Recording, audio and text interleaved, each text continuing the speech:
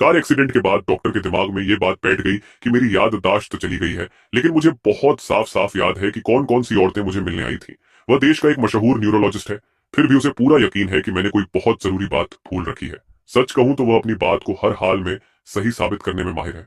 अस्पताल में रहते हुए मैं उन सभी लोगों से मिल चुका था जिनसे मुझे मिलना चाहिए था। अगर सच में कोई बहुत जरूरी इंसान होता तो वह अब तक मुझसे मिलने क्यों नहीं आया? हाँ, मुझे तो सभी जरूरी लोग याद हैं। फिर यह याददाश्त वाली कहानी क्या है? मेरी छोटी बहन के जाने के बाद अचानक सूट पहने एक औरत अस्पताल के कमरे में आ गई। सूट पहने औरत, मैं अभी अस्पताल में हूँ, क्या तुम मुझसे मिलने जाओगी? वह मरा या नहीं? अगर नहीं मरा तो मुझे परेशान मत करो। मिस्टर गु, आप जाग गए हैं, क्या आप मुझे पहचान नहीं रहे? मैं लिक्सू हूँ, प्रेसिडेंट सन की असिस्टेंट।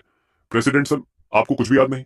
गुचैन, प्रेसिडेंट सन बहुत बिजी हैं, ये याददाश्त खोने का नाटक बंद कीजिए। चाहे आप खुद को फांसी लगाने की धमकी ही क्यों न दें, इससे कुछ नहीं बदलेगा। उसकी इन अजीब बातों को सुनकर मैं पूरी तरह उलझ गया। मुझे अभी तक समझ नहीं आ रहा था कि क्या हो रहा है, लेकिन उसका रवैया मुझे बहुत असहज कर रहा था। खासकर उसके चेहरे पर दिख रही घृणा देखकर मेरे मन में भी एक अजीब सी नापसंदगी पैदा हो गई। रुको, तुमने क्या कहा? 6 साल? आईने में चेहरा मेरा ही था, बिल्कुल वही, लेकिन मेरी यादों से ज्यादा परिपक्व, और उस पर एक गहरी उदासी की छाप थी। क्या सच में लिक्सू जो कह रही थी वह सही हो सकता है? क्या सच में 6 साल बीत चुके हैं और मैं सच में शादीशुदा हूं? क्योंकि मेरी यादें तो 18 साल की उम्र पर ही रुक जाती हैं, यानी जब मैं अभी अभी यूनिवर्सिटी में दाखिल हुआ था। उस समय मैं चुपके से एक सीनियर स्टूडेंट को पसंद करता था, शायद उसका नाम सोमू यान था। वह यूनिवर्सिटी में मेरी सीनियर थी, लेकिन उम्र में मुझसे 2 साल छोटी थी, और अब मैं उसी से शादी कर चुका हूँ। लिक्सू के कहने के अनुसार मैंने 22 साल की उम्र में सोमुयान से शादी की थी, एक ऐसी जल्दी में हुई शादी जिसमें किसी तरह की भावनात्मक नींव ही नहीं थी। शादी के बाद मुझे पता चला कि सोम युयान का दिल मेरा नहीं है, बल्कि वह जेंगचोट नाम के आदमी के बहुत करीब है। और मैं, जिसे उसका प्यार नहीं मिला, सोमुयन का ध्यान खींचने के लिए तरह तरह के अजीब तरीके अपनाने लगा। लेकिन इससे मुझे सिर्फ सोमुयन की बढ़ती हुई नफरत ही मिली। आखिरकार मैं इस हद तक गिर गया कि सोमुयन को जेंगचोट से दूर रखने के लिए खुदकुशी की धमकी देने लगा। अगर तुम जेंगचोट से दूर नहीं रही तो मैं यहीं तुम्हारे सामने मर जाऊंगा। तो जाओ, जल्दी मर जाओ, मुझे छुट्टी मिल जाएगी। प्यार में मरने की धमकी देना मेरे स्वभाव जैसा बिल्कुल नहीं था। उस समय का मैं तो ऐसे लोगों से सबसे ज्यादा नफरत करता था जो प्यार में अंधे हो जाते हैं। जब तक मैं यह सब समझ पाता, तब तक मैं हमारे अपार्टमेंट के मास्टर बेडरूम में पहुंच चुका था। डॉक्टर ने कहा था कि मुझे कुछ सीरियस नहीं है, इसलिए लिक्सू मुझे सीधे यहाँ ले आई। गुचन, प्रेसिडेंट सू बहुत बिजी हैं, उन्हें अपने छोटे छोटे ड्रामों से परेशान करना बंद कीजिए, ठीक है? इस विशाल विला को देखकर मेरे अंदर का सारा गुस्सा गायब हो गया। मैं इस बेहिसाब लग्जरी को देखकर पूरी तरह हैरान रह गया था। सिर्फ ड्रेसिंग रूम ही मेरे पुराने अपार्टमेंट से कई गुना बड़ा था। भले ही मुझे पता था कि मेरी सोमुयान से शादी को 5 साल हो चुके हैं, लेकिन मेरे लिए यह पहली बार था जब मैं उसके चेहरे को इतने करीब से देख रहा था। मानना पड़ेगा, वह यूं ही मेरी जवानी की देवी नहीं थी। उसका चेहरा देखते ही मेरा मूड अपने आप बेहतर हो गया। गुचन, अब क्या कर रहे हो? अरे, जब से तुम घर आई हो मैंने एक शब्द भी नहीं कहा। आमतौर पर तो जैसे ही मैं दरवाजा पार करता हूं तुम बोलना शुरू कर देते हो। क्या आज नई चाल चल रहे हो? मैं थोड़ा हैरान हुआ। क्या मैं सोमुयान से शादी के बाद इतना चिपकू बन गया था? मैं अभी काम से बहुत थकी हुई हूँ, मेरे पास तुम्हारे ड्रामे के लिए समय नहीं है। गुचन, जंगछूट के खिलाफ कुछ करने की कोशिश मत करना, चाहे तुम खुदकुशी की धमकी दो, इससे कुछ नहीं बदलेगा। लिक्सू ने जो हमारी कहानी बताई थी वह काफी साफ थी। सीधी बात यह थी कि मैं सोम युयान से प्यार करता हूँ और सोम युयान जेंगचोत से प्यार करती है, और मैं इस प्रेम कहानी का मजाक बनकर सिर्फ जेंगचोत से झगड़ा करता रहता था, जिससे सोमुयान की नाराजगी और बढ़ती जाती थी। ये खुदकुशी की कोशिश भी इसलिए थी क्योंकि मैं जेंगचोत को मिलने वाले उसके ध्यान से जलता था। इसलिए मैंने चुपके से उसकी कंपनी पर हमला किया और उनके कलाकारों की रेपुटेशन खराब कर दी। इस समय मेरा दिमाग पूरी तरह उलझा हुआ था। आखिर मैंने पिछले कुछ सालों की यादें खो दी थी। मुझे सच में समझ नहीं आ रहा था कि मैं इतना बदल कैसे गया। 18 साल की उम्र में मैं उन लोगों को सबसे ज्यादा नीचा समझता था जो प्यार में अंधे हो जाते हैं, और अब मैं एक औरत के लिए मरने तक को तैयार हो गया था। तुम क्या कर रहे हो? सोमयुंत, मुझे मत छुओ, शांत रहो, मेरे साथ नखरे मत करो। उसका मुझसे ऐसे बात करना मुझे बिल्कुल पसंद नहीं आया। यहां तक कि उसका वही चेहरा जिसके लिए मैं सालों से दीवाना था, अब अपना आकर्षण खोने लगा था। सोमयंत, मैं तुम्हारा पति हूं, सही, लेकिन अस्पताल से लौटने के बाद तुमने मेरे लिए एक भी अच्छा शब्द नहीं कहा। उल्टा मुझ पर गुस्से से आरोप लगा रही हो। किस हक से? क्योंकि तुमने खुद ही यह सब किया है। उसकी पकड़ कमजोर थी, लेकिन उसने ठीक मेरे घाव पर पकड़ लिया। दर्द से मेरा चेहरा बिगड़ गया, फिर भी मैंने खुद को चिल्लाने से रोक लिया। इस बार जाने देता हूं, लेकिन आगे कभी भी खुदकुशी की धमकी देकर मुझे डराने की कोशिश मत करना। अगली सुबह जब मैं उठा तो सोमन इवेंट मेरे पास नहीं थी। मैंने जो पहले कपड़े मिले पहन लिए और नीचे चला गया। नीचे पहुंचते ही मैंने उसे डाइनिंग टेबल पर ब्रेकफास्ट करते देखा। गुड मॉर्निंग मिस्टर गू, आप जाग गए? आइए, ब्रेकफास्ट कर लीजिए। ये सिर्फ ब्रेकफास्ट था, लेकिन उसकी शान देखकर कोई भी दंग रह जाए। आखिर कौन आदमी सुबह उठते ही ऐसा खाना खाता है? यहां तक कि ड्यूरियन भी था। ये यंग मास्टर जैन ने खास तौर पर भिजवाया है, ये उनका फेवरेट फ्रूट है, इसे एयरप्लेन से मंगाया गया है। छोड़ो, मुझे भूख नहीं है, तुम लोग खा लो। गुटेंग, बस भी करो। क्या हुआ? क्या मुझे डूरियन न खाने से तुम्हें समस्या है? तुम सिर्फ इसलिए नहीं खा रहे क्योंकि ये जंगचूत ने भेजा है ना? तुम ये जलन वाला चेहरा कब छोड़ोगे? मैं जंगचूत से जलता हूँ। सच कहूं तो मुझे खुद नहीं पता कि 27 साल का मेरा रूप सोमन न्यूयांत के सामने कैसा था। लेकिन चाहे जो हो, हम पति पत्नी हैं। और उसे तो ये तक नहीं पता कि मुझे डूरियन से एलर्जी है। मैडम, यंग मास्टर जीन आ गए हैं। यान, क्या मैं आपको परेशान कर रहा हूँ? बस एक नजर डालते ही मुझे समझ आ गया कि वह जेंग जुओत था। मैं सोमुयान का पति हूँ, मिस्टर गू। लेकिन घर का नौकर मुझे सिर्फ मिस्टर गू कहकर बुलाता है, जबकि उसे यंग मास्टर जान कहकर बुलाता है। यंग मास्टर जान, आप आ गए। इसमें कोई हैरानी नहीं कि 27 साल वाला मेरा रूप जंगचूट से इतना चिढ़ता था। मैं और सोमुयान एक बिल्कुल सही पति पत्नी है, लेकिन फिर भी मैं उस साफ दिखने वाली पसंद का मुकाबला कभी नहीं कर पाया जो वह दूसरे आदमी के लिए दिखाती है। मिस्टर गू, मैंने सुना है कि आपने कल अपनी नस काट ली थी। अब आप ठीक हैं? हुम्फ, मुझे तुम्हारी दया की जरूरत नहीं। यान, अगर मैं चला जाऊं तो शायद बेहतर होगा। लगता है मिस्टर गू मुझे देखकर खुश नहीं है। मुझे नहीं पता कि 27 साल वाला मैं उनके सामने कैसा बर्ताव करता था, लेकिन आज का 18 साल वाला मैं सोमू यान को बिल्कुल पसंद नहीं करता। इसलिए मुझे अपनी नाराजगी दबाने या चुप रहने की कोई जरूरत नहीं है। तुम्हें पता था और फिर भी यहां आ गए। सच में तुम बहुत परेशान करने वाले हो। कुटिंग, बस करो, तमाशा मत करो। वह तुरंत जांग जुओट का बचाव करने लगी। उसे देखकर मेरे मन में जो छवि थी वह फिर टूट गई। शुरू में जब मुझे पता चला कि मैं उस लड़की से शादी कर चुका हूं जिसे मैं कभी देवी की तरह पसंद करता था, तो थोड़ा उत्साहित हुआ था। लेकिन अब यह सब देखकर लग रहा था कि सोमुयन इतनी खास भी नहीं है। युयन, मैं खास तुम्हें अपनी सेलिब्रेशन पार्टी में बुलाने आया हूँ। गुडशेंग, उम्मीद है तुम मना नहीं करोगे। सच कहूं तो मैं जाना नहीं चाहता था, लेकिन जेंग चुओत की आंखों में छिपी हुई तिरस्कार और चुनौती देखकर अचानक मेरे अंदर बेवकूफी भरा मन हुआ कि मैं हाँ कह दूं। ठीक है, आखिर मैं युयान का पति हूं, मुझे उसके साथ जाना ही चाहिए। उन्हें देखते ही समझ आ गया कि 27 साल वाला मैं आखिर क्यों टूट गया होगा। हर दिन लोगों की फुसफुसाहटें सुनते रहना किसी को भी पागल कर सकता है। उस समय मैं सच में सोमुयन से बहुत प्यार करता रहा होऊंगा, तभी तो उस रोज रोज के अपमान में उसने जीने से ही हार मान ली होगी। देखो उसे, कोने में अकेला खड़ा है, लेकिन उसे क्या फर्क पड़ता है। जब तक वह यान के साथ रह सके, वह तो घुटनों के बल भी बैठ जाएगा। मैं मरा नहीं हूं, फिर मैं उसके सामने क्यों झुकूं? बस करो तुम दोनों। वे लोग खुलकर मेरा मजाक उड़ा रहे थे। न केवल सोमुयन ने मेरी मदद नहीं की, बल्कि वह भी हमें एक साथ डांटने लगी। साफ था कि मैं यहाँ स्वागत के लायक नहीं था। लगता है मैं यहाँ स्वागत के लायक नहीं हूं। मैं अब आपको परेशान नहीं करूंगा। अलविदा। मैंने साफ देखा कि उसने मेरी तरफ पीठ कर ली। क्या जेंग चोत ने सच में उसे इतना गुस्से में ला दिया? उन लोगों की तीखी आवाजें मुझे बेहद परेशान कर रही थीं, इसलिए मैं दिमाग शांत करने के लिए स्विमिंग पूल की तरफ चला गया। लेकिन थोड़ी ही देर बाद जेंग चोत भी वहां आ गया। मिस्टर गू, सच में आप मुझे प्रभावित करते हैं। आखिर तुम चाहते क्या हो? मैं तुमसे बहुत नफरत करता हूँ। तुम्हें डर नहीं लगता कि मैं तुम्हें यहाँ से धक्का दे दूं? मुझे तो डर यह है कि तुम ऐसा करने की हिम्मत नहीं करोगे, क्योंकि सब जानते हैं कि युयान मुझे जरूर बचाएगी। बिल्कुल। गुचेन, क्या तुम मेरे साथ एक शर्त लगाओगे? अगर तुम दोनों सच में एक दूसरे से प्यार करते हो, तो फिर उसे तलाक क्यों नहीं दे देते? क्या किसी शादी को तोड़कर तीसरा आदमी बनना ही तुम्हें खुश करेगा? वह सिर्फ इसलिए तलाक नहीं दे रही क्योंकि उसे तुम पर तरस आता है। मेरे प्यारे पति, आखिरी बार पूछता हूँ, क्या तुम शर्त लगाओगे? मैं नहीं लगाऊंगा। तुम जीत गए। सब जानते हैं कि मुझे तैरना नहीं आता, और खुदकुशी जैसी बेवकूफी मैं दूसरी बार नहीं करूंगा। अचानक किसी ने मुझे धक्का दे दिया और मैं पानी में गिर गया। मुझे कुछ महसूस नहीं हो रहा था। चारों तरफ सिर्फ पानी था। मैंने पूरी ताकत से ऊपर आने की कोशिश की, लेकिन जैसे ही मेरी नजर धुंधली होने लगी, मैंने देखा कि कोई किनारे से कूदा और दूसरी दिशा में तैर गया। वह मेरी पत्नी सोमुयान थी। मैं और जेंगचुआ दोनों एक साथ पानी में गिरे थे, लेकिन वह पूरी तेजी से उसकी तरफ तैर गई। उस पल दिल में तेज दर्द उठा। शायद वह 27 साल वाले मेरे आखिरी बची हुई भावना का दर्द था। थोड़ी देर बाद हम दोनों को पानी से बाहर निकाला गया। फर्क बस इतना था कि जेंगचुआ को सोमुयन ने बचाया था और मुझे एक अनजान लड़की ने। लेकिन सच कहूं तो वह लड़की बहुत खूबसूरत थी, बिल्कुल मेरे पसंद की। गुचन, तुम ठीक हो? सोमुयन मेरी मदद करने आई, लेकिन मैंने उसका हाथ झटके से हटा दिया। वहां अचानक गहरा सन्नाटा छा गया, इतना कि लोगों की सांसों की आवाज भी सुनाई देने लगी। सोमुयन जैसी अमीर और खूबसूरत लड़की को शायद ही कभी किसी ने इस तरह धक्का दिया होगा। सोमुयन, चलो तलाक ले लेते हैं। मुझे कुछ नहीं चाहिए। अभी जो मैंने किया उसे अपने एक्स हस्बैंड की आखिरी कीमत समझ लो। सोमुयन कुछ देर तक चुप खड़ी रही, फिर अचानक मेरी तरफ पड़ी। मैं पहले ही कह चुका हूं कि इसे हमारा अलग होने का फैसला समझो। उम्मीद है तुम इतनी भी छोटी बात पर अपनी इज्जत नहीं खोगी। सोमुयन ने कुछ नहीं कहा। उसने बस मेरा हाथ कसकर पकड़ लिया, जैसे मुझे अपने साथ ले जाना चाहती हो। तभी अचानक किसी पतले हाथ ने मेरा हाथ पकड़ लिया।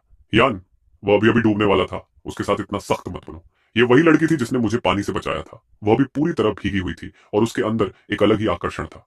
वह और सोमुयान बिल्कुल अलग तरह की महिलाएं थीं। सोमुयान ठंडी और तेज दिमाग वाली, जैसे बर्फ की रानी, जबकि यह लड़की जंगली और बेहद आकर्षक थी। एक पल के लिए मैं पूरी तरह खो गया।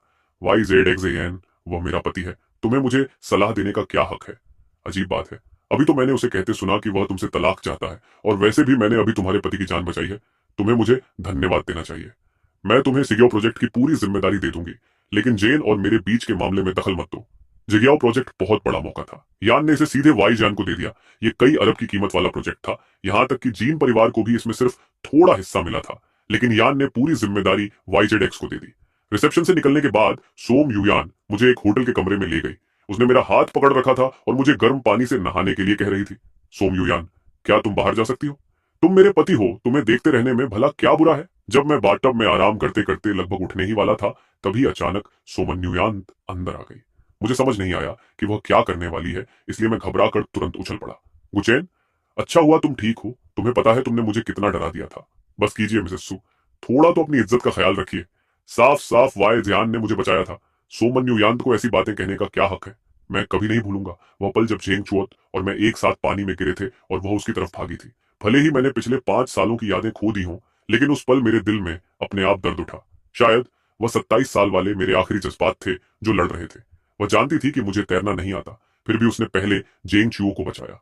अगर यक्सांतन नहीं होती तो मैं शायद मर ही गया होता। इतनी कम समय में 2 बार मौत के करीब जाना, जिस लड़की के लिए मैं इतने सालों से दिल में लगाव रखता था, अब वह मुझे बिल्कुल भी महसूस नहीं होती। इसके लिए मैं ही जिम्मेदार हूँ। मैं वादा करती हूँ कि ऐसा दोबारा नहीं होगा, ठीक है? कोई फर्क नहीं पड़ता।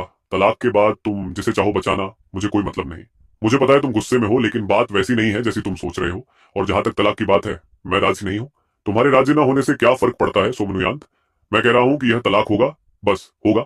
सोमनुयांत थोड़ी परेशान दिख रही थी, लेकिन उसे पता था कि मुझे गुस्सा होने का पूरा हक है, इसलिए उसने मुझसे बहस नहीं की।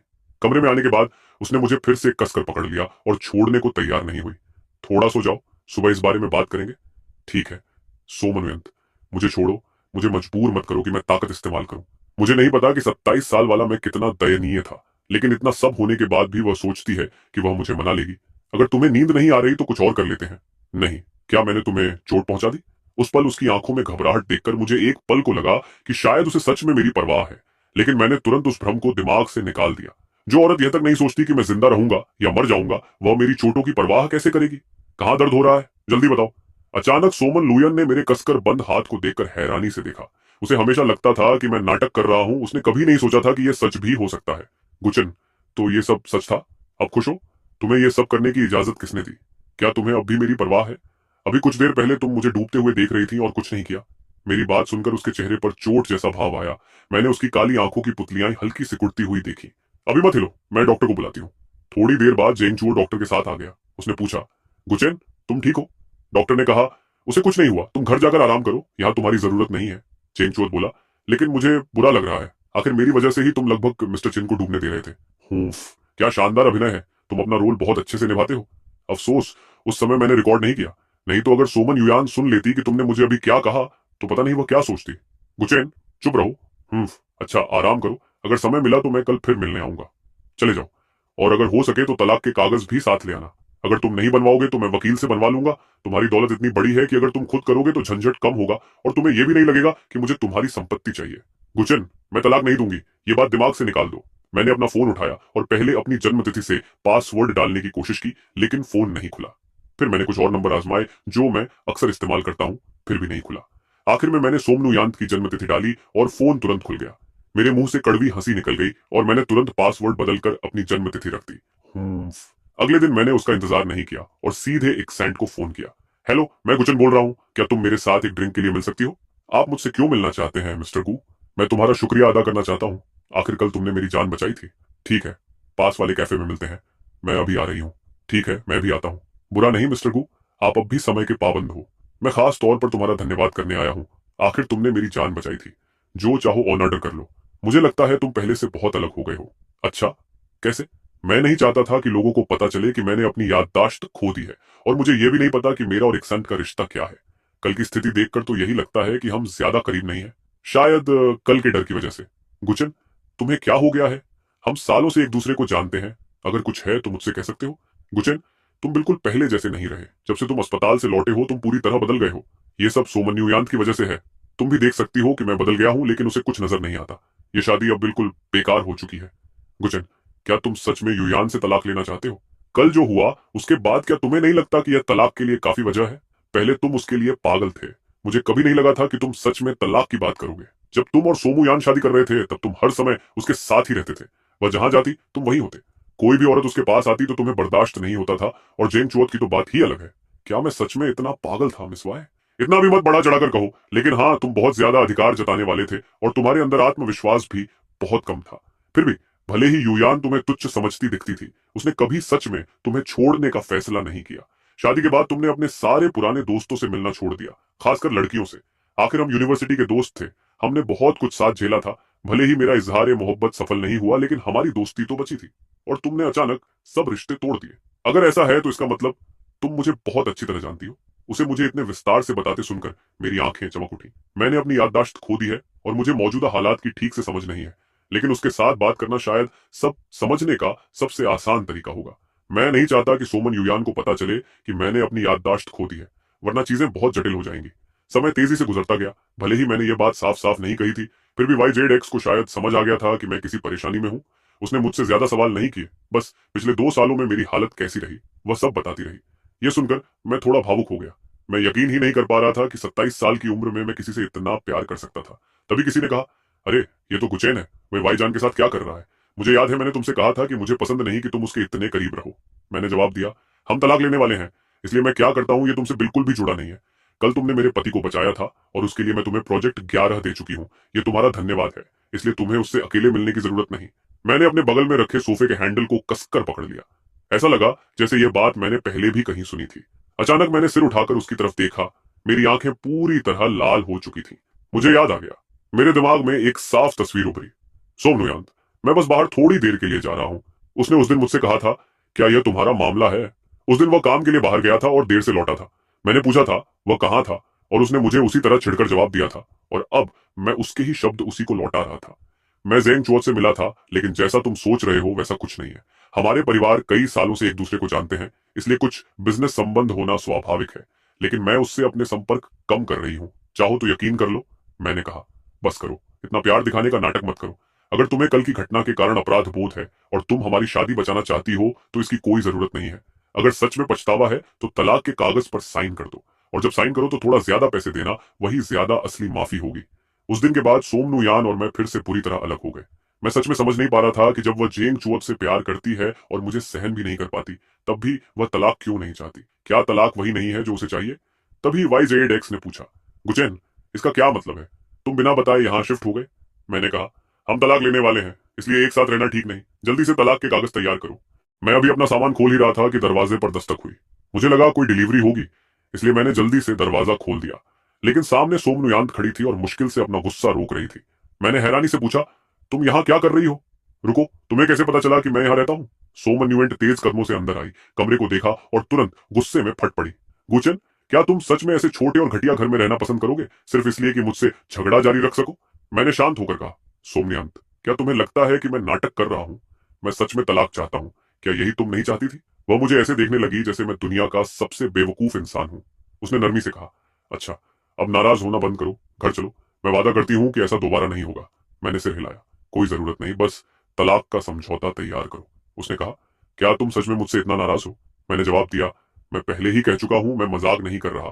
फिर उसने चारों तरफ देखा और बोली, क्या तुम सच में ऐसे अंधेरे और गीले घर में अकेले रहोगे? जब से तुम्हारी याददाश्त गई है, तुम मेरे बिना सो भी नहीं पाते। लेकिन मुझे हमेशा लगता था कि सोमन्युयांत और मैं एक ऐसा जोड़ा है जो एक दूसरे से नफरत करता है। फिर ऐसा क्यों लग रहा था कि उसके व्यवहार से हम दोनों एक पागल जोड़े की तरह हैं जो बस लड़ते रहते हैं। मैंने दृढ़ता से कहा, सोमन्युयांत, मैंने फैसला कर लिया है, मैं तलाक चाहता हूं। मैं ऐसे एक दिन भी और नहीं जी सकता। उसे दरवाजे से बाहर भेजने के बाद मैंने अपना नया घर जमाना शुरू कर दिया।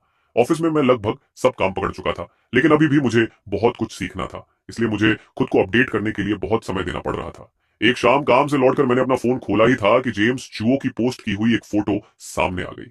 फोटो में वह और सोमन्युयांत साथ थे, और नीचे एक अजीब सा कैप्शन था, अगर हमारी राहें सिर्फ यूं ही नहीं टकराई होती तो क्या तुम्हारे पास खड़ा आदमी मैं नहीं होता?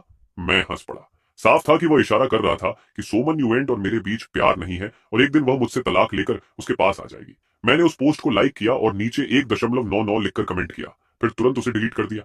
उसी समय मैंने सोमन्युयांत का नंबर ढूंढा और उसे ब्लॉक कर दिया। थोड़ी देर बाद उसने पूछा, तुमने मुझे ब्लॉक कर दिया? मैंने कहा, माफ करना, मुझे तुम्हें सीधे ब्लॉक नहीं करना चाहिए था। मैं भूल गया था कि अभी हमारा तलाक हुआ नहीं है। क्या तुम तलाक के कागज साइन कराने आई हो? अच्छा ही है, मुझे एक दिन की छुट्टी लेनी होगी ताकि यह सब जल्दी खत्म हो सके। उसने तुरंत कहा, गुचन, अभी के अभी मुझे अपने कॉन्टैक्ट्स में वापस जोड़ो। मैंने हंसते हुए कहा, नहीं। वह बोली, चलिए, मैं माफी मांगती हूँ, प्लीज मुझे वापस जोड़ लो। मैंने कहा, ठीक है, लेकिन मुझे तुम्हारा नंबर ही याद नहीं। वह चौंक गई। तुम्हें मेरा नंबर याद नहीं? तुम्हें क्या हो गया है? पहले तो तुम्हें यह नंबर जुबानी याद रहता था। मैं थोड़ा घबरा गया, लेकिन फिर बोला, तो क्या हुआ अगर भूल गया? हम तलाक लेने वाले हैं, क्या मुझे तुम्हारा नंबर हमेशा याद रखना चाहिए? वह मुझे घूरते हुए बोली, गुचन, आखिर तुम्हें क्या हो गया है? जब से तुम उस सुसाइड वाली घटना के बाद अस्पताल से जागे हो, तुम बिल्कुल बदल गए हो। मैंने शांत होकर कहा, यह तो सामान्य है, इतनी बड़ी घटना के बाद इंसान बदल ही जाता है।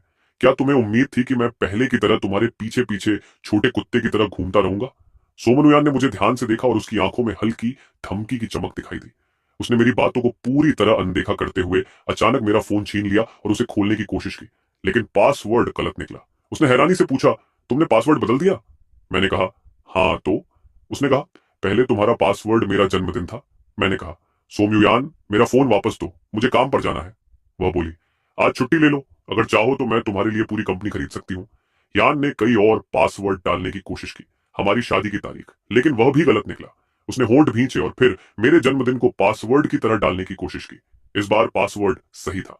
सोमुयन ने मुझे गहरी नजर से देखा, कुछ नहीं कहा और तुरंत पासवर्ड बदलकर हमारी शादी की सालगिरह की तारीख रख दी। मैंने झट से फोन उसके हाथ से छीन लिया और उसे खोलने की कोशिश की, लेकिन वह खुल ही नहीं रहा था। सोमुयान, किस हक से तुमने मेरा पासवर्ड बदल दिया? उसने शांत स्वर में कहा, पासवर्ड हमारी शादी की सालगिरह की तारीख है, अगर चाहो तो बदल लेना। यह सुनते ही मैं कुछ पल के लिए जड़ हो गया। शादी की सालगिरह? मैंने अपनी याददाश्त खो दी है। उसके बारे में मेरी सारी यादें बस कई साल पहले के एक सीक्रेट क्रश तक ही सीमित है। अब जब मुझे उसका असली और नफरत भरा स्वभाव दिख चुका है, तो उसका खूबसूरत चेहरा, उसका आकर्षक शरीर और उसकी अपार दौलत भी मुझे बिल्कुल प्रभावित नहीं करती। मैं क्यों ऐसे बेकार के विवरण याद रखने की कोशिश करूंगा? उसने अचानक पूछा, तुम्हारी याददाश्त तो चली गई है ना? तुम बस भूल गए हो। ऐसा नहीं कि तुम मुझसे प्यार नहीं करते। जब तुम्हें सब याद आ जाएगा तब तुम तलाक नहीं चाहोगे। उसकी यह बात सुनकर मेरे अंदर घिन और डर दोनों पैदा हो गए। अगर मेरी याददाश्त सच में वापस आ गई तो क्या मैं फिर से वही दयनीय 27 साल वाला गुचैन बन जाऊंगा? वह रूप बहुत ही बेकार और कमजोर था, इसलिए बेहतर है कि मुझे कभी कुछ याद ही ना आए। तभी उसने पूछा, गुचैन, तुम कब से यहाँ हो? रुको, तुम्हें मेरे कमरे की चाबी कैसे मिली? मैंने शांत होकर कहा, मैंने मकान मालिक से संपर्क किया और यह अपार्टमेंट खरीद लिया। अब चाबी मुझे दो, मैं कल यहाँ शिफ्ट हो जाऊंगा। उसने जवाब दिया, तुमने चाहे जो भी भूल गया हो, मैंने कुछ नहीं भुलाया। मैंने तुरंत कहा, किसने कहा कि मैंने सब भूल गया? मैं तलाक इसलिए चाहता हूं क्योंकि अब मैं तुमसे प्यार नहीं करता। मुझे कितनी बार यह बात दोहरानी पड़ेगी? मेरी बात पूरी भी नहीं हुई थी कि सोमुयन ने पीछे से मुझे कसकर पकड़ लिया। उसने धीरे से कहा, ऐसी बातें मत कहो, तुमने अपनी याददाश्त खो दी है, इसलिए मैं तुमसे नाराज नहीं हूं। जब तुम्हें सब याद आ जाएगा तब हम हिसाब करेंगे। मैंने झुंझलाकर कहा, सोमुयान, क्या तुम अब रुक सकती हो? तुम मुझसे बिल्कुल प्यार नहीं करती, तुम मेरे साथ इतनी बुरी हो, फिर मैं तुम्हारे साथ क्यों रहूं? उसने जवाब दिया, तो क्या हुआ अगर तुमने याददाश्त खो दी है? तुम पहले भी हमेशा मुझसे दूर जाना चाहते थे, हम बस हर समय झगड़ते रहते थे। फिर उसने समझाते हुए कहा, गुचन, मैंने तुम्हें पहले भी सब बताया है। उस दिन जो हुआ वह जानबूझकर नहीं था। चांगचोट और मेरे बीच वैसा कुछ नहीं है जैसा तुम सोचते हो। सन परिवार और जैन परिवार कई सालों से दोस्त हैं। जब हम छोटे थे तब हमारे परिवारों ने हमारी सगाई तय कर दी थी, लेकिन मैंने कभी उससे प्यार नहीं किया। हमारी शादी के बाद मेरे दादा को उसके परिवार के प्रति कर्ज महसूस हुआ, इसलिए उन्होंने मुझसे कहा कि मैं उसकी थोड़ी मदद करूं। इसके अलावा हमारा कोई और रिश्ता नहीं है। मैं हंस पड़ा। क्या कोई इस कहानी पर यकीन करेगा? तुम्हारे लिए उसकी जान मेरी जान से ज्यादा कीमती है। वह कुछ देर चुप रही और फिर बोली, तुम अभी भी उसी बात से नाराज हो? उस समय मुझे नहीं पता था कि तुम अपनी याददाश्त खो चुके हो। मुझे तुरंत सब समझा देना चाहिए था। मुझे उसकी कोई सफाई सुनने की इच्छा नहीं थी, लेकिन सोमुयन ने मुझे जाने नहीं दिया और बोलती रही, उस दिन मैंने सुना कि कोई पानी में गिर गया है। मेरा पहला ख्याल यही था कि तुम ठीक हो या नहीं। सबने कहा कि वह जेंगचोत है, इसलिए मैं उसे बचाने के लिए कूद गई। मुझे बिल्कुल उम्मीद नहीं थी कि तुम भी पानी में गिर गए थे। कुछ ही वाक्यों में उसने पूरी जिम्मेदारी खुद से हटा दी। जब उसने देखा कि मैं उसकी बातों पर बिल्कुल विश्वास नहीं कर रहा, तो वह काफी देर तक चुप रही। मैंने ठंडे स्वर में कहा, तुम्हारी बात पर मैं क्यों विश्वास करूं? सबने देखा कि तुम बिना एक पल सोचे सीधे उसकी तरफ भागी थी। तुम उसे बचाने गई थी, मुझसे उसका कोई संबंध नहीं था। जब वाइशॉन ने मुझे पानी से बाहर निकाला तब भी तुम मेरे साथ बेहद ठंडी थी। सोमुयन, क्या मैं इतना बेवकूफ दिखता हूं? अगर सच में तुम मेरे भले के बारे में सोचती हो तो मुझे जाने दो। उसने दृढ़ता से कहा, मैं सब कुछ स्वीकार कर सकती हूँ, लेकिन तलाक नहीं। जब तुम्हें सब याद आ जाएगा तब हम तलाक की बात करेंगे। मैंने सिर हिलाया। यह बेकार है सोमुयान। अगर किस्मत ने मुझे यह सब भुला दिया है तो शायद मुझे इसे याद रखने की जरूरत ही नहीं। सच कहूं तो मैं याद करना ही नहीं चाहता। मैं फिर से वह 27 साल वाला इंसान नहीं बनना चाहता। सोमयान के पास कोई जवाब नहीं बचा था, इसलिए फिलहाल उसने मुझे शांत करने की कोशिश की। कुछ दिन बाद जब मेरी जिंदगी थोड़ी सामान्य होने लगी, तभी जेम्स चुओ मुझसे मिलने आया। उसने कहा, डूशेंग, हमें बात करनी है। मैं तमाशा नहीं चाहता था, इसलिए उसे कंपनी के पास वाले कैफे में ले गया। जेम्स चू बहुत थका हुआ और दुखी लग रहा था। उसकी आंखों के नीचे गहरे काले घेरे थे। उसने सीधे कहा, तुम्हें खुद पर बड़ा गर्व होना चाहिए। युयान ने हमारे परिवार के साथ साझेदारी अचानक खत्म कर दी है। अब पूरे बिजनेस जगत में सब जानते हैं कि हमारे परिवार का सबसे बड़ा सहारा खत्म हो गया। मैंने ठंडे स्वर में कहा, इससे मेरा क्या लेना देना। उसने गुस्से से कहा, यन ने कहा है कि वह अब मेरी मदद नहीं करेगी। तुमने उससे कुछ कहा है ना? मैंने निराश होकर कहा, मैंने सोचा था तुम सच में माफी मांगने आए हो, लेकिन तुम तो सिर्फ अपने फायदे के बारे में सोच रहे हो। अब हमारे बीच कहने के लिए कुछ नहीं बचा। मैं मुड़कर जाने लगा, तभी पीछे से जेम्स च्यू चिल्लाया, तुम जैसे गांव से आए आदमी को क्या हक है कि तुम उससे शादी करो? आखिर तुम में ऐसा क्या है जो मुझमें नहीं? मेरे कदम वहीं रुक गए। मुझे लगा जैसे मैंने ये बात पहले भी सुनी है। ये मेरी शादी के कुछ ही समय बाद की बात थी। उसके सारे दोस्त मेरा मजाक उड़ाते थे। उस समय जेंग चुआत मेरे साथ ऊपर से दोस्ताना और समझदार बनने की कोशिश करता था। वह मुझे कई तरह की सलाह देता था, लेकिन उसकी वही सलाहें मुझे सबके सामने शर्मिंदा कर देती थी। धीरे धीरे मैं आत्मविश्वास खोने लगा, डरपोक और शक करने वाला बन गया। ये सारे दृश्य मेरे दिमाग में एक एक करके लौटने लगे। मुझे यकीन हो गया कि ये मेरी खोई हुई यादें हैं। मैंने ठंडे स्वर में कहा, गुचेन, अगर तुम चाहो तो माफी मांग सकते हो, लेकिन तुम्हें युयान को सच बताना होगा। मैंने उसकी बात काट दी। तुम और सोमयान के बीच जो भी है उससे मुझे कोई मतलब नहीं। बस उसे साफ बता देना कि मैं तुम दोनों को फिर कभी नहीं देखना चाहता। तभी पीछे से आवाज आई, कैसी अजीब बात है, हम हमेशा ऐसी ही परिस्थितियों में क्यों मिलते हैं? यान, तुम्हें नहीं लगता? सोमुयान वहां आ चुकी थी। उसने सख्त स्वर में कहा, ये मेरे पति हैं, कृपया इनसे दूर रहो। जेम्स चुओ बोला, मैंने कुछ नहीं किया। देखो तुम कितनी घबराई हुई हो। मैं जानना चाहता हूं कि तुम हमेशा गुचेन को ही क्यों दोष देती हो। उसने तुरंत कहा, नहीं, वही मुझसे उलझता है। जंगचुओ का चेहरा अचानक ठंडा हो गया, लेकिन जैसे ही उसने सोमुयान को देखा उसका भाव थोड़ा नरम हो गया। वह बोला, युयान, हम दोनों बचपन से साथ बड़े हुए हैं। हम कह सकते हैं कि हम बचपन के प्रेमी थे। पहले जो हुआ वह सिर्फ एक गलतफहमी थी। क्या तुम थोड़ी नरमी नहीं दिखा सकती? सोमुयन ने शांत लेकिन कठोर आवाज में कहा, मैं पहले ही वह सब कर चुकी हूं जो मुझे करना था। अब मैं तुम्हें कुछ नहीं देती। अगर मैंने पहले तुम्हें खास ध्यान दिया था तो वह सिर्फ तुम्हारे दादा के सम्मान की वजह से था। इसका मतलब यह नहीं कि तुम हमेशा और ज्यादा मांगते रहो। जेम्स चुओ ने गुस्से में कहा, मैं लालची हूं? लेकिन वह आगे कुछ बोल ही नहीं पाया, क्योंकि उसके पास कोई जवाब नहीं था। वह बस अपने मुठ्ठियां भींच सकता था, मुझे नफरत से घूर सकता था और फिर मुड़कर चला गया। उसके जाने के बाद ही मुझे समझ आया कि आज वह इतना बेचैन क्यों था। असल वजह सोयान थी। उसने पूल वाली घटना सबके सामने बता दी थी, जिससे जेंग चुओ पूरे हमारे सर्कल में मजाक बन गया था। ये सोचते ही वे टूटी फूटी यादें फिर से मेरी आंखों के सामने उभरने लगी और मेरे सिर में तेज दर्द होने लगा। तुम ठीक नहीं लग रहे, चलो मैं तुम्हें अस्पताल ले चलती हूँ। मैंने कहा, मैं कहीं नहीं जाऊंगा। तुम बस अपने प्यारे जेंगचुओत का ध्यान रखो। जब तक वह मुझे परेशान करने नहीं आता, मुझे और कुछ नहीं चाहिए। बाकी बातें तुम्हारे काम की नहीं। उसने कहा, फिक्र मत करो, मैं उसे दोबारा ऐसा मौका नहीं दूंगी। मैं वही गलती फिर नहीं करूंगी। मैंने ठंडे स्वर में कहा, तुम चाहे गलती न दोहराने का फैसला कर लो, लेकिन हर गलती माफ नहीं होती। तभी वाइज यान बोली, मैंने तुम्हें पहले ही वेस्ट स्पर्ब वाला प्रोजेक्ट दे दिया है, ज्यादा मत मांगो। आखिर उसकी जान मैंने बचाई थी। उसे बचाने वाली मैं ही थी। उसे बचपन से तैरना नहीं आता। अगर उस दिन मैं बीच में नहीं आती तो आज तुम्हारा पति जिंदा नहीं होता। क्या तुम उसी औरत से ऐसे बात करती हो जिसने उसकी जान बचाई? ये सुनते ही सोमन न्यूयांत की आंखें अचानक बेहद ठंडी हो गईं और उनमें एक खतरनाक चमक उभर आई। उसने पूछा, तुम्हें कैसे पता कि उसे तैरना नहीं आता? वाईजान बोली, वैसे भी तुम दोनों तलाक लेने वाले हो, इसलिए अब मुझे छिपाने की जरूरत नहीं। सच तो यह है कि गुचैन और मैं बहुत पहले से एक दूसरे को जानते हैं। मैंने उससे अपने दिल की बात भी कही थी, लेकिन बाद में वह तुमसे प्यार करने लगा।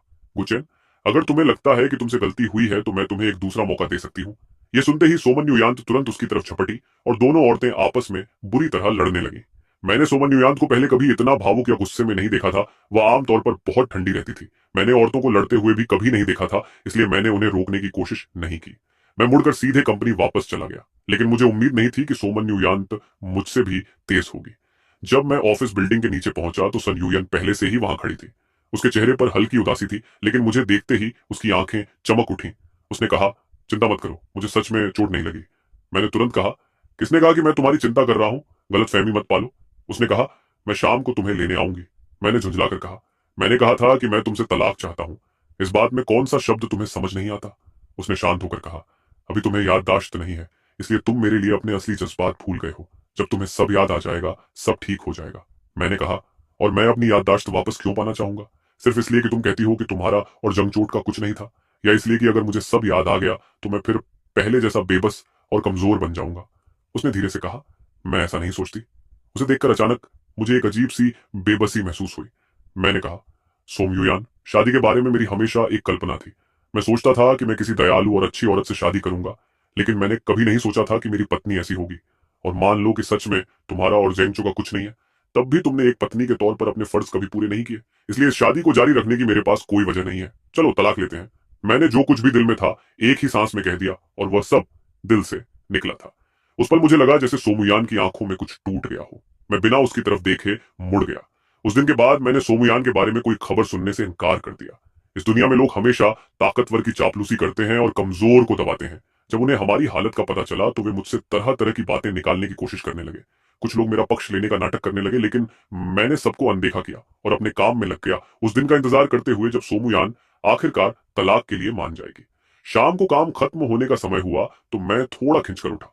मैंने सोचा कि वाइस यान को डिनर पर बुलाकर उसका ठीक से धन्यवाद करूं, लेकिन जैसे ही मैं कंपनी के बड़े गेट से बाहर निकलने वाला था, मैंने बाहर एक काली लग्जरी कार खड़ी देखी। आसपास मेरे सहकर्मी धीरे धीरे फुसफुसा रहे थे और मुझे अजीब नजरों से देख रहे थे। मैंने मन ही मन गाली दी और बिना इधर उधर देखे आगे बढ़ गया। सन यूयन तुरंत मेरे पास आ गई। गुचेंग, तुम आ गए? मैंने कहा, क्या तुम तलाक के कागज लेकर आई हो?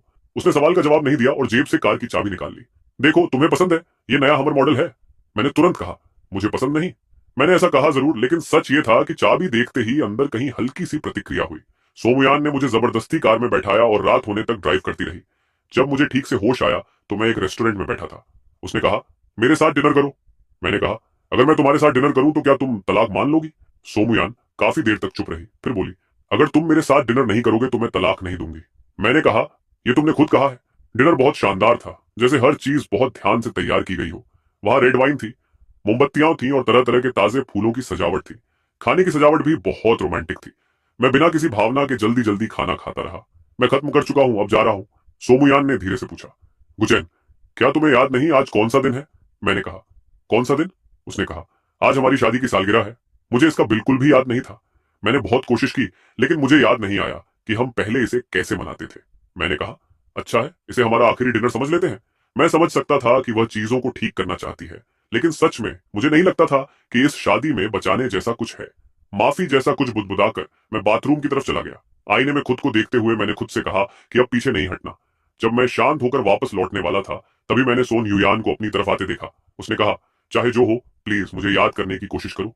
मैंने झुंझलाकर कहा, सोमुयान, मुझे छोड़ो। वह सिर्फ इसलिए इतनी जिद कर रही थी क्योंकि मुझे एमनेशिया है।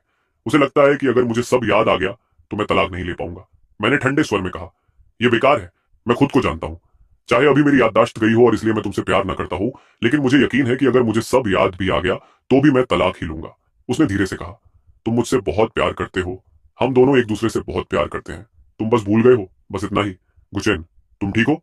मैं ठीक हूं, मुझे मत छू। तभी सिर के पीछे उठे दर्द ने मेरी आंखों के सामने एक के बाद एक तस्वीरें दौड़ा दी।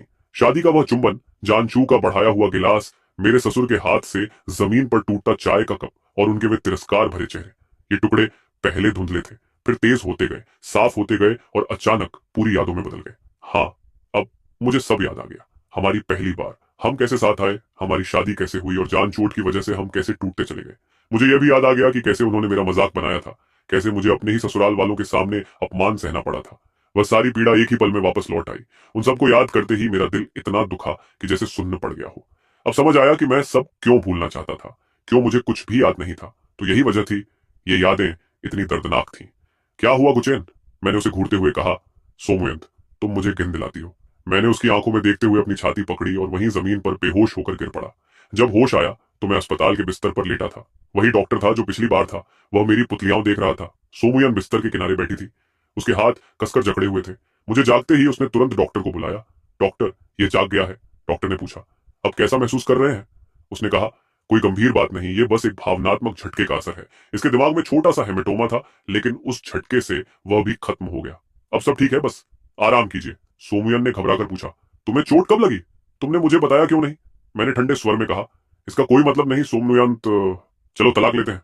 उसने कहा, मैंने कहा था अभी तुम्हें कुछ याद नहीं है, थोड़ा इंतजार करो। मैंने बीच में ही कहा, मुझे सब याद आ गया है, सब कुछ, और फिर भी मैं तलाक चाहता हूं। यह सुनकर सोमन्युयांत की आंखें कांपने लगी, जैसे उसे यकीन ही ना हो। मैंने उसे कभी इतना दुखी नहीं देखा था, लेकिन मुझे पता था कि मेरा फैसला सही है। मैंने धीरे से कहा, मैं बहुत थक चुका हूं, तुम्हारे साथ रहना मेरे लिए यातना है। सोमनुयांत, चलो तलाक लेते हैं। तलाक शब्द मैं उससे अनगिनत बार कह चुका था। हर बार वह जोरदार प्रतिक्रिया देती थी, लेकिन कभी भी वह इतनी टूटती हुई नहीं लगी थी। मैंने धीरे से कहा, सोमनियंत, हम शांति से अलग हो जाएं। अस्पताल से निकलने के बाद लंबे समय तक मैं उससे नहीं मिला। मैं उससे साफ साफ कह चुका था, शायद वह समझ गई होगी, धीरे धीरे मेरी जिंदगी फिर से शांत होने लगी और काम भी सामान्य हो गया। लेकिन एक चीज मुझे परेशान करती रही। जैसे ही वो जान को पता चला कि मेरी याददाश्त वापस आ गई है, वह मुझसे बार बार मिलने लगी। उसने कहा, तो सच में तुम्हारी याददाश्त चली गई थी? मुझे थोड़ा शक था, लेकिन लगा नहीं था कि यह सच होगा। जब तुम तलाक ले लोगे, क्या तुम मेरे साथ कोशिश करना चाहोगे? मैंने हंसकर कहा, अरे रुको, अभी मेरा तलाक हुआ ही नहीं है, कागज भी नहीं बने हैं। तुम तो पहले ही मुझे छीनने आ गई। सच ये था कि मैं सोमनु यांत के लिए ऐसा नहीं कह रहा था, बल्कि इसलिए कि मैं इतनी जल्दी किसी और रिश्ते में नहीं पड़ना चाहता था। और सच तो यह भी था कि भले ही वाइज यान कभी मेरी प्रेमिका नहीं रही, लेकिन वह सोमन्यु यांत और मेरे बीच तब आ गई थी जब हमारा रिश्ता अभी खत्म नहीं हुआ था। मैं उसका शुक्रगुजार था कि उसने उस दिन मेरी जान बचाई थी, लेकिन बस उतना ही। उसने मुस्कुराकर कहा, मैं तो बस अपनी किस्मत आजमा रही थी। गुचिन, मैं तो बहुत पहले ही तुम्हें भूल चुकी हूँ। बस तुम्हें इतना दुखी देखकर मुझे थोड़ा दुख होता था। मैंने कहा, धन्यवाद। मैंने उसे गले लगाया और उसी समय दूर से सोमूयान को हमारी तरफ आते देखा। मेरे भीतर चिढ़ उठी। मैं जाने ही वाला था कि अचानक सोमूयान बगल में झुककर उल्टी जैसा महसूस करने लगी। वाइज यान बोली, क्या हमें साथ देखकर तुम्हें इतनी घिनाई की उल्टी आ गई? सोमूयान ने सिर हिलाया, नहीं, बस मेरी तबीयत ठीक नहीं है। तभी वाइज यान अचानक बोली, रुको, कहीं तुम। मेरे दिमाग में झटका लगा। क्या वह गर्भवती है? मेरे सिर में दर्द तेज हो गया। मैंने कहा था कि मुझे बच्चा नहीं चाहिए, और तुमने भी कहा था कि तुम्हें नहीं चाहिए। अगर सच में वह गर्भवती हुई तो भी वह बच्चे को नहीं रखेगी, शायद। मैंने ठंडे स्वर में कहा, तलाक के अलावा मैं तुम्हें कहीं नहीं देखना चाहता। कार, विला, शेयर, मेरे पास जो भी है सब तुम्हें दे दूंगा। सोमयन ने जिद से कहा, तुम चाहे जितना चिल्लाओ या ड्रामा करो, मैं तलाक नहीं दूंगी। मैं सड़क पर तमाशा नहीं चाहता था, इसलिए मैंने उसका हाथ पकड़ा और उसे कार में बैठा दिया। मैंने कहा, सोमयुयंत, तुम्हें ऐसा करने की जरूरत नहीं है। हम दोनों बस एक दूसरे के लिए सही नहीं है। आज हम यहाँ पहुंचे हैं तो इसमें हम दोनों की गलती है। सच कहूं तो मुझमें कोई खास बात नहीं है। मुझे खुद भी मैं पसंद नहीं हूं। उसने तुरंत कहा, मैंने कभी नहीं कहा कि मैं तुमसे प्यार नहीं करती। हाँ, मैं नाराज रहती हूँ, लेकिन मैंने कभी तलाक के बारे में नहीं सोचा। मैं सोचती थी कि चाहे हम कितना भी झगड़े, हम पूरी जिंदगी साथ रहेंगे। लेकिन अब मैं वह जिंदगी नहीं चाहता। मैंने गहरी सांस लेकर कहा, जान छुओ तो बस वह चिंगारी था जिसने हमारे बीच की आग को भड़का दिया। सच ये है कि हम दोनों अलग दुनिया के लोग हैं। मैं तुम पर भरोसा नहीं कर सकता और तुम मेरे लिए बिना शर्त कोई समझौता नहीं कर सकती। सोमूयान, जिद मत करो। बिल्डिंग के नीचे खड़े होकर मैंने उसे दूर जाते देखा और लंबी सांस ली। आज मेरी छुट्टी है। मैं अभी अभी अस्पताल से दिमाग का स्कैन करवाकर लौट रहा था।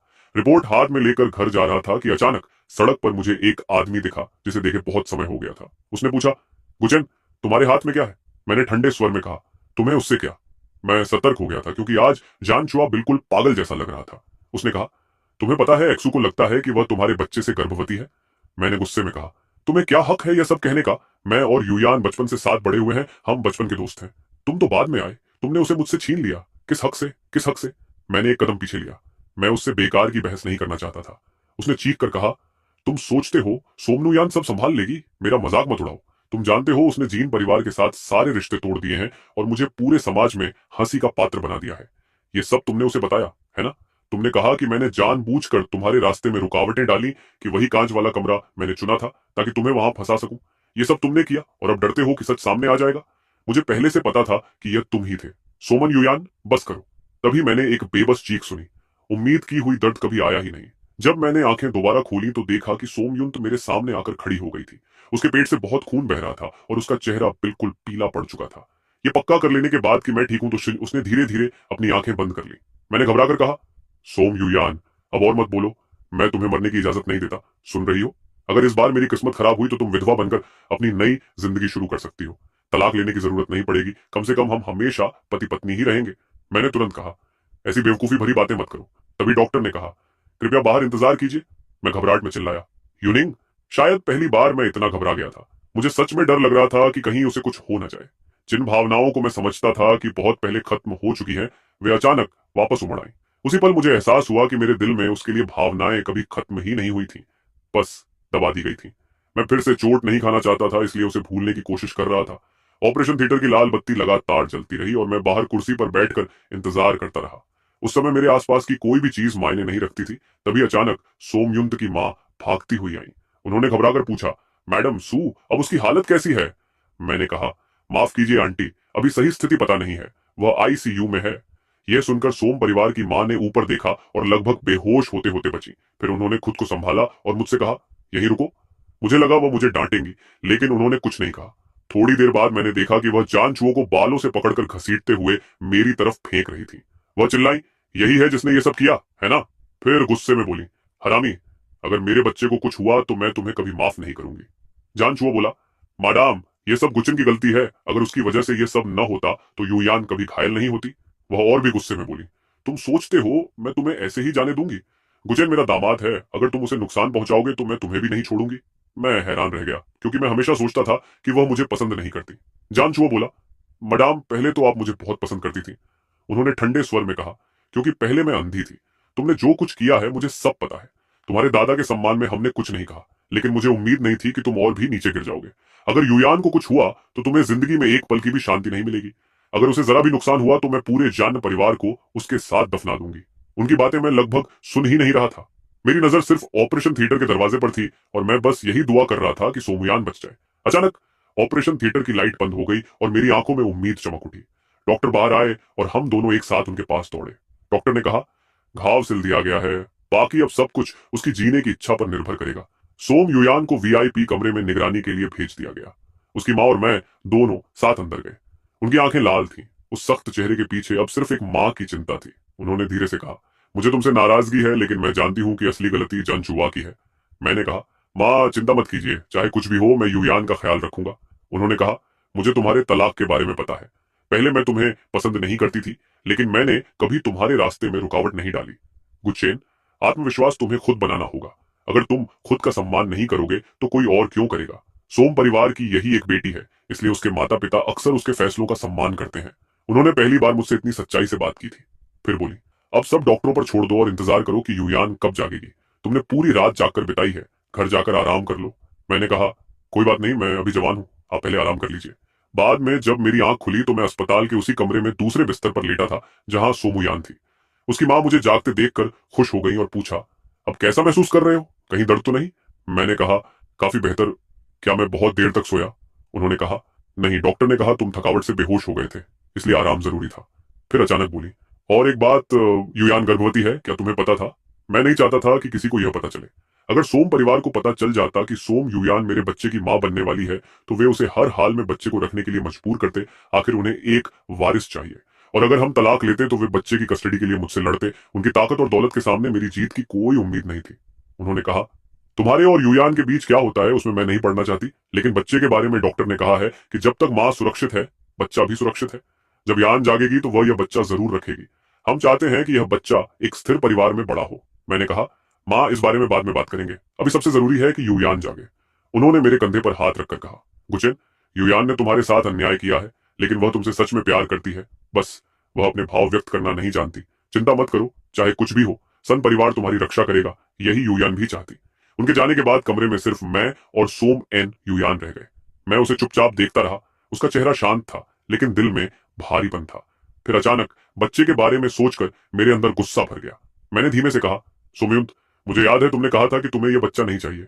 अगर तुम जागने के बाद सच में इसे छोड़ने वाली हो तो बेहतर है कि तुम कभी जागो ही मत। तुम तो अपने गुनाहों का प्रायश्चित करना चाहती थी, है ना? यूं लेटे लेटे क्या आराम कर रही हो? मुझे पता था वह मुझे सुन नहीं सकती, लेकिन उसकी मां की बातें मेरे दिल पर असर कर चुकी थी, इसलिए मुझे सब कुछ बाहर निकालना था। मैंने आगे कहा, यन, अगर तुम्हें बच्चे पसंद नहीं है तो कोई बात नहीं। जब तुम जागोगी और बच्चे को जन्म दोगी, मैं उसे अकेले पाल लूंगा। लेकिन वह तुम्हें फिर भी मां ही कहेगा, क्योंकि तुम उसकी असली मां हो। भले ही हम तलाक ले लें, हम अच्छे रिश्ते में रह सकते हैं, लेकिन एक बात याद रखना, मैं जिंदगी भर अकेला नहीं रहने वाला। हो सकता है जल्दी ही तुम्हारा बच्चा किसी और औरत को मां कहकर बुलाए। ये सब मैंने जानबूझकर कहा था, सिर्फ उसे उकसाने के लिए। मैं दोबारा शादी नहीं करूंगा, शायद कुछ रिश्ते बना लूं, लेकिन फिर कभी किसी को अपनी उंगली में अंगूठी पहनाने नहीं दूंगा। तुम वाइजन के बारे में क्या सोचती हो? वह इतने सालों से मुझसे प्यार करती है और उसने मेरी जान भी बचाई थी। शायद वो एक बहुत अच्छी सौतेली मां बन सकती है। मेरी बात पूरी भी नहीं हुई थी कि अचानक सोमुयान की उंगली हल्के से हिली, हालांकि वह बहुत हल्का सा हिलना था। मैंने कहा, सोमयंत, मैं मजाक नहीं कर रहा। अगर तुम अभी नहीं जागी तो जैसे ही मैं यहां से निकलूंगा मैं उसी के पास चला जाऊंगा। तभी अचानक सोमयंत की पलकों में हलचल हुई। इस बार मैंने साफ देखा, यह कोई भ्रम नहीं था। मैंने तुरंत कहा, डॉक्टर जल्दी आइए। डॉक्टर ने जांच करके कहा, दिल की धड़कन ठीक है, सांस भी स्थिर है, वह होश में लौट रही है, बहुत जल्द जाग जाएगी। आधी रात तक थकान ने मुझे घेर लिया और मैं उसका हाथ पकड़े पकड़े बिस्तर के किनारे ही सो गया। अस्पताल की रात थोड़ी ठंडी थी। जब मैं कंबल लेने के लिए उठने ही वाला था तभी अचानक मुझे अपने कंधे पर गर्माहट महसूस हुई। मैंने चौंक कर आंखें खोली तो देखा सोम युयान मुझे कंबल ओढ़ा रही थी। मैंने घबराकर कहा, तुम जाग गई? युयान, तुम सच में जाग गई। मैं डॉक्टर को बुलाता हूँ, उसने धीरे से कहा। एक मिनट रुको और सुनो। मेरे बच्चे को किसी और औरत को माँ कहने की इजाजत बिल्कुल नहीं है, समझे? उसकी आवाज अभी भी कमजोर थी, लेकिन जागते ही वह मुझे आदेश देने लगी थी। मैंने उसे हल्के से अलग किया और कहा, पहले डॉक्टर तुम्हारा दिमाग चेक कर लें, उसके बाद बात करेंगे। उसके होश में आने के बाद सोमयंत मुझे एक मनोवैज्ञानिक के पास भी ले गई ताकि पूरी थेरेपी हो सके। वह हमारे बीच की असली समस्या ढूंढना चाहती थी, और जब उसे वजह समझ आई तो उसके चेहरे पर गहरा पछतावा साफ दिख रहा था। उसने कहा, गुचेन, उस समय जो मैंने कहा था कि मुझे बच्चा नहीं चाहिए, वह सब गुस्से में कही हुई बातें थी। मैं हमारे बच्चे को कैसे नहीं चाह सकती? उस समय तुमने कहा था, अगर मैं गर्भवती हो जाऊं तो शायद तुम जेंग च्यू को नजरअंदाज कर पाओगे। जब तुम मुझसे झगड़ते थे तो मैं बस यही सोचती थी कि तुम जलते हो, और अगर मैं तुम्हें थोड़ा मना लूं तो सब ठीक हो जाएगा। मुझे पता है मैंने गलती की, लेकिन मैं हमेशा यही सोचती रही कि मेरी भी अपनी वजहें हैं। मैं चाहती थी कि तुम मुझे समझो, लेकिन मैंने कभी यह समझने की कोशिश ही नहीं की कि तुम क्या महसूस करते हो। सोमन युयान तब भी डरी हुई लग रही थी। उसने पीछे से मुझे धीरे से गले लगा लिया और बोली, जब तुमने उस दिन वह बात कही थी तो मुझे लगा तुम बच्चे को अपने मकसद के लिए इस्तेमाल करना चाहते हो, इसलिए मैं गुस्से में आ गई और मैंने बहुत बुरी बातें कह दी। लेकिन मैंने कभी सच में ऐसा नहीं सोचा, कभी नहीं। मैं उसकी बात समझ रहा था। मैंने भी पहले बहुत सी चोट पहुंचाने वाली बातें कही थी, लेकिन उस दिन उसने सच में मुझे तोड़ दिया था। उसने धीमे से कहा, चलिए, मुझे एक और मौका दे दीजिए। मैं आपके बिना और इस बच्चे के बिना नहीं जी सकती। अगर आगे चलकर हमारे बीच कुछ भी नहीं बदला और आप फिर भी मुझे छोड़ना चाहेंगे तो मैं आपको दोष नहीं दूंगी, लेकिन हम एक दूसरे से इतना प्यार करते थे, मैं ये सब ऐसे खत्म नहीं होने दे सकती। उसकी हर बात सच थी। हमारे बीच बहुत बड़े बड़े गलत फहमियां थी, लेकिन उन गलत फहमियों के बावजूद जो दर्द मैंने महसूस किया था वह भी सच्चा था। मैंने भी बहुत सहा था। उसने कहा, हम दोनों दो कांटेदार साई की तरह हैं, लेकिन मैं अपने कांटे समेटने को तैयार हूं, बस हम अलग मत हो। मैं उस समय पूरी तरह उलझ गया था और तुरंत कोई जवाब नहीं दे पाया। सोमयुंत ने भी जोर नहीं दिया, वह बस चुपचाप मेरा ख्याल रखती रही। इतना कि मुझे उसका ध्यान महसूस हो, लेकिन इतना भी नहीं कि मैं दबाव महसूस करूं। वह समझ गई थी कि मैं अभी अभी इस सब से बाहर आया हूं। मैंने उससे कहा कि वह मुझ पर इतना ध्यान न दे और अपनी गर्भावस्था का ख्याल रखे, लेकिन वह बस हाँ कहती और फिर भी हर छोटी बड़ी चीज में मेरा ख्याल रखती रहती। उस समय मुझे लगा कि वह ऐसा सिर्फ बच्चे को एक पूरा परिवार देने के लिए कर रही है, लेकिन बाद में मुझे पता चला कि हमारे इस विवाह में सिर्फ मैं ही चालाक नहीं था, वह भी उतनी ही सोच समझ कर चलती थी। शादी के बाद मैं हमेशा असुरक्षित महसूस करता था, और उसी वजह से मैंने बहुत सी ऐसी हरकतें की जो उसे पसंद नहीं थी। इस बार मैंने उससे साफ कह दिया, सोमयंत, हमारा रिश्ता बहुत असंतुलित था। हम साथ सिर्फ इसलिए आए क्योंकि उस रात हम दोनों नशे में थे। उस समय मैं मानसिक रूप से चीजों को ठीक से संभाल नहीं पाया, इसलिए अगर मैंने तलाक मांगा तो वह सिर्फ तुम्हारी गलती नहीं थी, मेरी भी उतनी ही जिम्मेदारी है। उसने तुरंत कहा, गुचन, मैंने कभी किसी दूसरे आदमी के बारे में सोचा तक नहीं। मैं तुम्हें बहुत समय से पसंद करती थी, बस मुझे सही समय नहीं मिला तुम्हें बताने का। तुम सोचते हो कि उस रात सब एक हादसा था, लेकिन सोचो, मैं चाहे कितनी भी नशे में होती, किसी ऐसे आदमी को अपने पास रहने ही नहीं देती जो मुझे पसंद ना हो। मैं चौंक गया और पूछा, क्या मतलब? उस रात तुम नशे में नहीं थी? उसने हल्की मुस्कान के साथ कहा, नशे में तो तुम थे, इतने कि किसी को पहचान भी नहीं पा रहे थे। मैं बस थोड़ा सा नशे में थी, लेकिन मुझे सब याद था। सच कहूं तो उस रात फायदा मैंने ही उठाया था। यह सुनते ही मेरे दिल का बोझ जैसे अचानक हल्का हो गया। मैंने कहा, सोम्यंत, अगर ऐसा था तो तुमने पहले क्यों नहीं बताया? मैं तो हमेशा सोचता रहा कि मैंने तुम्हारा फायदा उठाया था। उसने धीरे से कहा, उस समय मैं सिर्फ 20 साल की थी। मुझे डर था कि तुम मुझे ठुकरा दोगे, इसलिए मैंने ऐसा तरीका चुना, लेकिन अब मैं वैसी नहीं हूं। मैंने हंसते हुए कहा, अगर तुमने पहले बता दिया होता तो मेरा हीन भावना वाला कॉम्प्लेक्स कभी इतना बड़ा नहीं बनता और मैं इतनी बेवकूफियां भी नहीं करता। उसने भी सिर झुकाकर कहा, मैं भी उतनी ही बेवकूफ थी। मैं तुमसे प्यार करती थी, लेकिन हमेशा ऐसा दिखाती रही जैसे मुझे कोई फर्क नहीं पड़ता, सिर्फ इसलिए कि तुम मेरे पीछे घूमते रहो। मुझे पता था कि तुम्हें जेंग चुअत बिल्कुल पसंद नहीं, फिर भी मैं जानबूझकर उसे बढ़ा चढ़ाकर दिखाती रही। अगर तुमने अपनी याददाश्त नहीं खोई होती तो शायद मुझे कभी एहसास ही नहीं होता कि मैं कितनी गलत थी। उस दिन हम दोनों ने घंटों बात की और अपने अतीत की सारी उलझने एक एक करके सुलझाई। पता ही नहीं चला कब कई महीने गुजर गए। अब उसका पेट गोल हो चुका था। मैंने पीछे से उसे गले लगाया। अचानक उसने सिर उठाया और अपने होंठ मेरे होंठों पर रख दिए। मैंने कुछ नहीं कहा, बस उस पल को महसूस करता रहा। पता नहीं कितना समय बीत गया, फिर धीरे धीरे उसने खुद को अलग कर लिया। मेरे गाल थोड़ा गर्म हो गए थे और तभी मैंने उसे अपने कान के पास धीमी आवाज में मुझसे विनती करते हुए सुना, चाहे जो हो, हम तलाक न लें, ठीक है? ये सुनते ही मैं अचानक हंस पड़ा। मैंने सोचा था कि इतने गहरे और रोमांटिक पल के बाद वह कम से कम माहौल के हिसाब से कुछ और कहेगी, लेकिन मुझे बिल्कुल उम्मीद नहीं थी कि वह बस यही चाहेगी कि हम तलाक न लें। मुझे हंसते देखकर सोमुयान थोड़ा नाराज हो गई, लेकिन उसने खुलकर कुछ नहीं कहा। वो बस हल्के से मुझे गुदगुदाने लगी और बोली, हंसना बंद करो, पहले मेरे सवाल का जवाब दो। मैंने हल्के से कहा, हम ठीक है। फिर मैंने खुद ही कहा, नहीं रहने दो, तुम्हें जवाब देने की जरूरत नहीं है, ऐसे ही ठीक है। हमारे बीच की सारी गलतफहमियां भले ही दूर हो चुकी थीं, लेकिन फिर से शुरुआत करना आसान नहीं था, खासकर हमारे जैसे जोड़े के लिए जिसने इतने उतार चढ़ाव देखे थे। हम उस मुकाम तक नहीं पहुंचे थे जहां से वापस लौटना नामुमकिन हो, लेकिन घाव अभी भी मौजूद थे। भरोसा फिर से बनाना आसान नहीं होता, उसमें बहुत समय लगता है। लेकिन बच्चे की खातिर मैं थोड़ा नरम हो गया था, क्योंकि सोमूयान सच में बहुत कुछ सह रही थी। ये गर्भावस्था उसे बेहद थका देती थी और उसे बहुत तकलीफ भी देती थी। फिर भी वह हमेशा मजबूत बनी रही, और यह देखकर मुझे उसके लिए थोड़ा दुख भी होता था। समय तेजी से बीत गया और जल्द ही बच्चा पैदा हो गया। मैंने अपने मन को पहले से तैयार कर लिया था। अगर सोमूयान एक अच्छी मां साबित हुई तो मुझे खुशी होगी, लेकिन अगर वह वैसी नहीं निकली तो मैं बिना हिचकिचाए उसे छोड़ भी सकता था। लेकिन जैसा मैंने सोचा था, सोमूयान ने मुझे कभी निराश नहीं किया। उस दिन जब उसने बच्चे को सुला दिया, वह मुड़ी और कमरे की ओर जाने लगी। तभी उसने मुझे दरवाजे के फ्रेम से टिके खड़े देखा। मैं मुस्कुराते हुए उसे देख रहा था। उसने पूछा, क्या हुआ? मैंने कहा, कुछ नहीं, बस बहुत समय हो गया तुम्हें उस ठंडे चेहरे वाले अंदाजे में देखे हुए। उसने हल्की नाराजगी से कहा, वह मेरा अंधेरा अतीत था, क्या तुम अब उसके बारे में बात करना बंद कर सकते हो? मैंने हंसते हुए कहा, क्यों? मुझे तो तुम्हारा वही पुराना ठंडा अंदाज ज्यादा पसंद था। सोच रहा हूं अगर उसी चेहरे के साथ तुम बच्चे की डायपर बदल रही होगी तो कैसा लगेगा। सोमूयान समझ गई कि मैं उसे चिढ़ा रहा हूं। उसने मुंह बना लिया और मेरे पीछे पीछे कमरे तक आ गई। जैसे ही वह पूरे वजन के साथ मुझ पर झपटी, मैंने उसे कहते सुना, चाहे जो हो, मेरी ट्रायल पीरियड तो खत्म हो गई। मैंने हंसते हुए कहा, ट्रायल पीरियड खत्म हो गई? वह बोली, हाँ, लेकिन अब कंफर्मेशन पीरियड शुरू होगी। मैंने पूछा, और ये कंफर्मेशन पीरियड कितने समय की होगी? उसने हल्की मुस्कान के साथ कहा, तुम्हारे इतने शानदार परफॉर्मेंस को देखते हुए मान लो कि पूरी जिंदगी के लिए।